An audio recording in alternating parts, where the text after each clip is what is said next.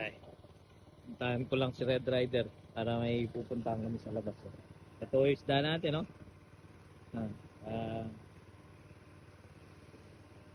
Kitang-kita ko yung katawan niya sa fish cage, no?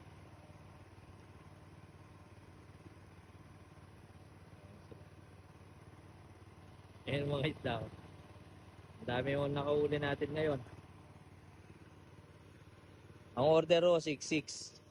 Kaya medyo makaka-multo tayo ngayong araw. Tutuanan po, gusto na lang ng may-ari talagang mapaubos ito kasi papunta siya sa overfeeding. Kaya halos pinapa-harvest niya na uyo itong isang block. Mangyayari pag nalabas niya ang gastos niya dito, ito yung possible na pwede niyang kitain itong block na to.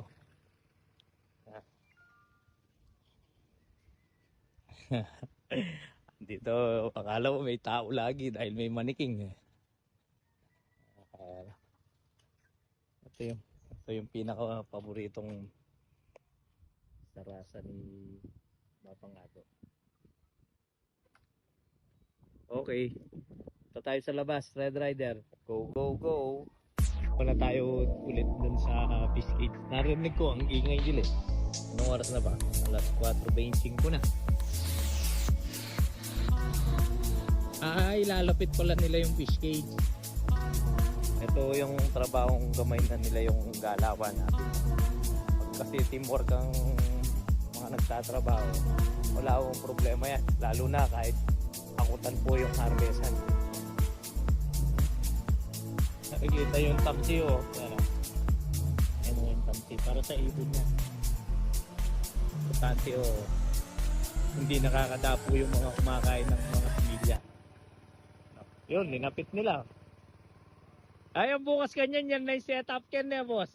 Yan na yung setup na rin fish cage. Ayos na. Bukas manipon ka pa, boss.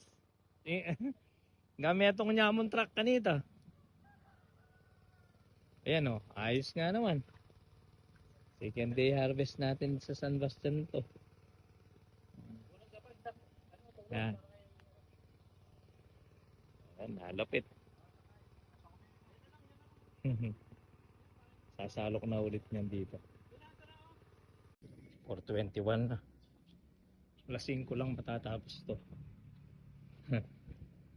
Tinawag tayo ng sabyero para ibigay na to yung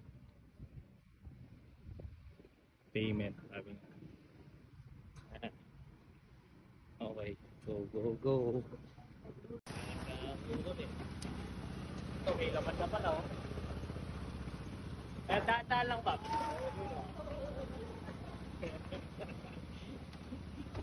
Hindi pa ata natin pang. Ayan o. Ayun. Galing. Kaya yung Pangasinan nitong biyahe nila. Kaya ito lang o yung gustong size ng Pangasinan. Kaya pasok po sa kanila itong mga size ng ganito. Dito kami sa barrio.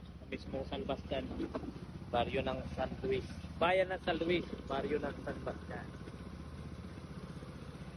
Go, go, go.